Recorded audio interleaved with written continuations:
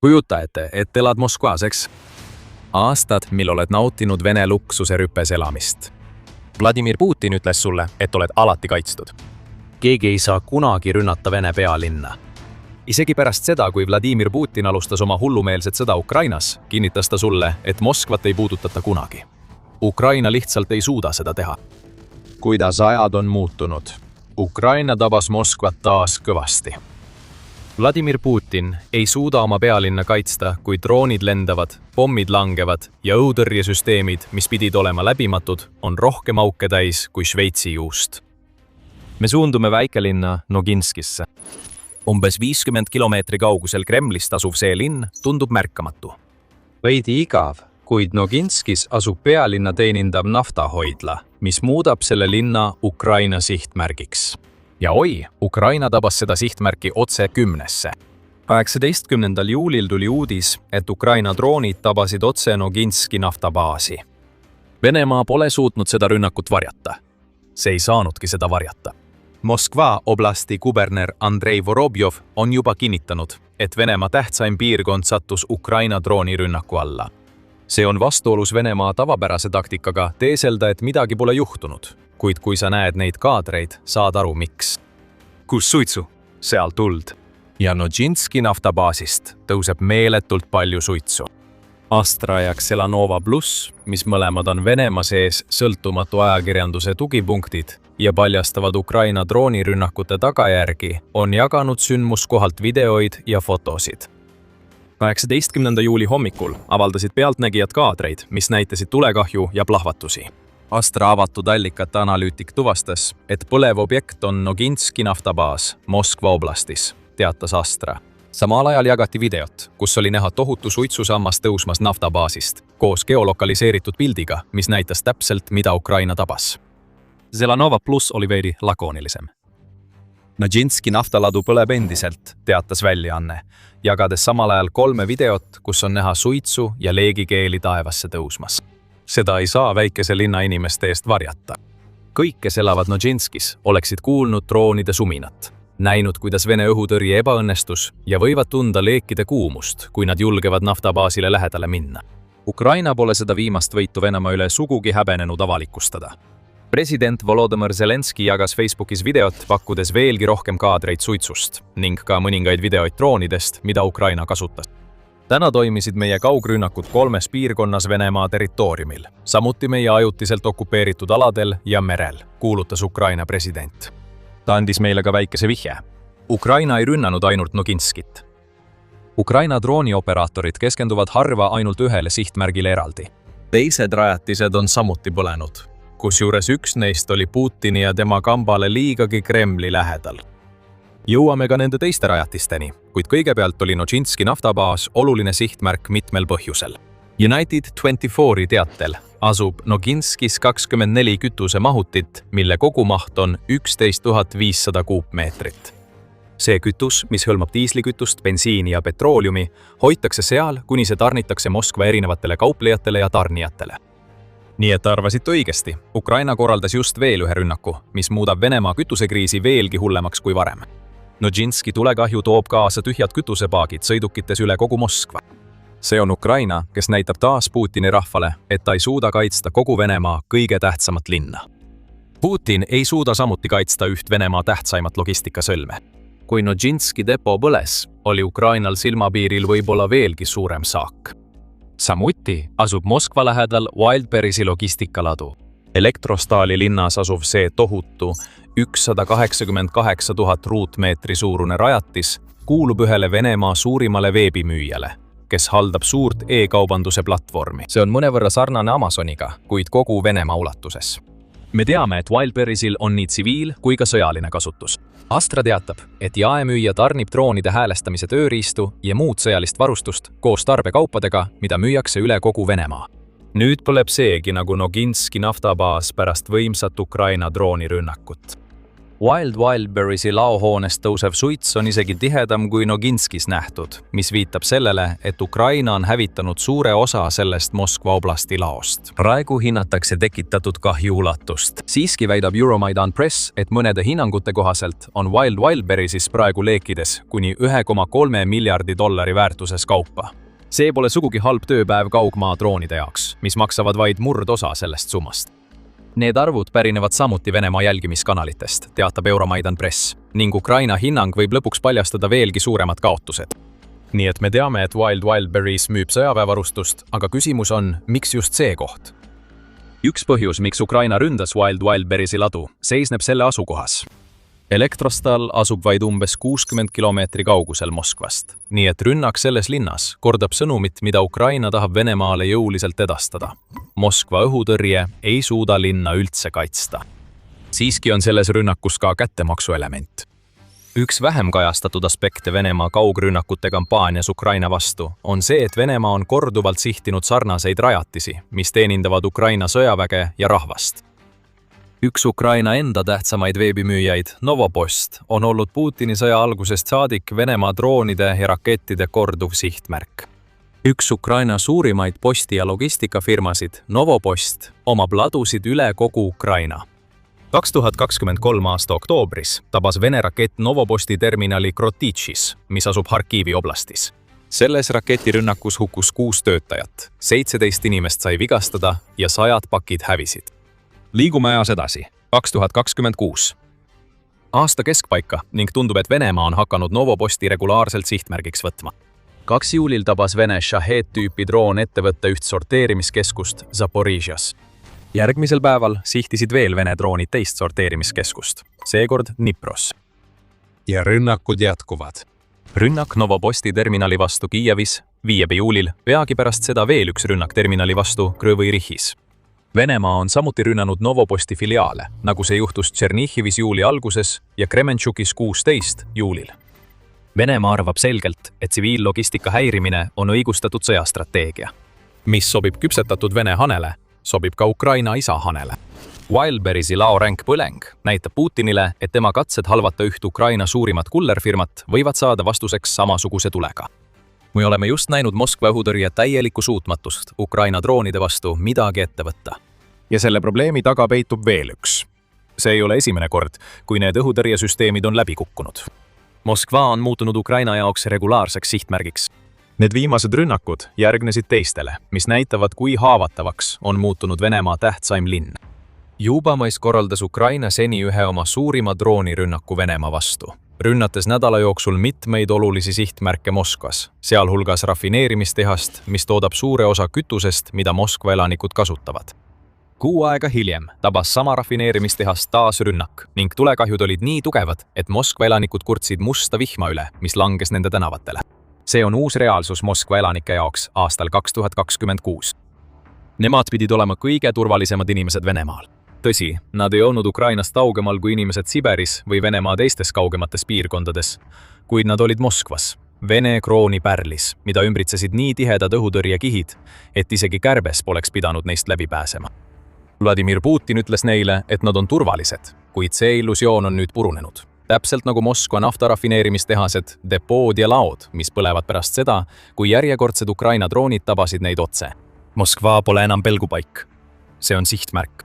Ja et mõista, miks see oluline on, peame süvenema Moskva õhutõrje müüti, paljastades, miks kõik, mida Vladimir Putin üritab teha Venemaa pealinna kaitsmiseks, ebaõnnestub. Aga enne kui me seda teeme, see on The Military Show. Kui see on selline analüüs, mida soovid näha, siis kindlasti telli meie kanal. Me teeme selliseid ülevaateid igal nädalal. Nii et Moskva õhutõrje. Mis pagan on juhtunud?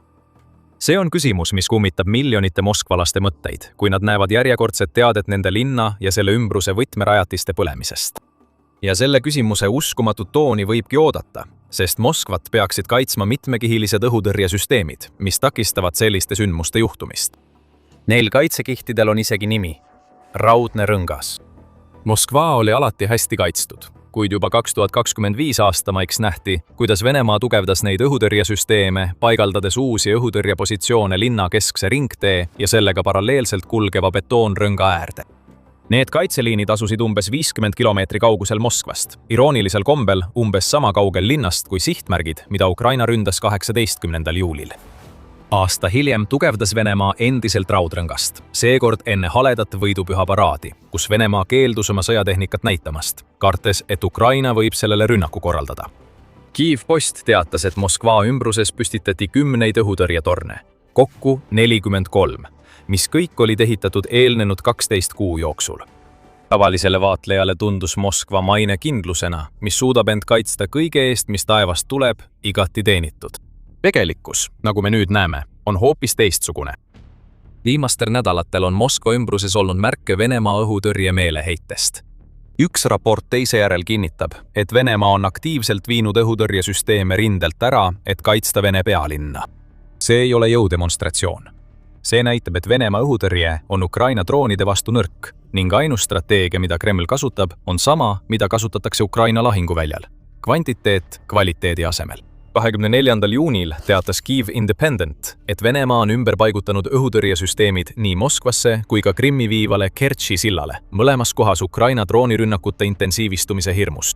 Selle väite esitas Zelenskõi ise ja järgnenud uudised tõestasid peagi, et tal oli õigus.